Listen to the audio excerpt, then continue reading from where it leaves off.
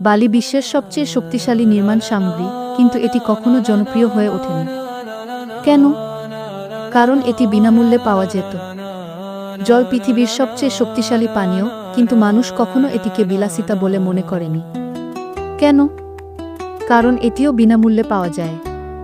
পৃথিবীর সবচেয়ে গভীর এবং সত্যিকারের ভালোবাসা হলো বাবা মায়ের প্রতি, কিন্তু আমরা তা উপেক্ষা করি। কেন? কারণ সেটাও কোনো শর্ত ছাড়াই বিনামূল্যে পাওয়া যাচ্ছে।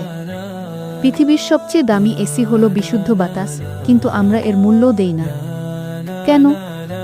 কারণ সেটাও টাকা ছাড়াই পাওয়া যায়।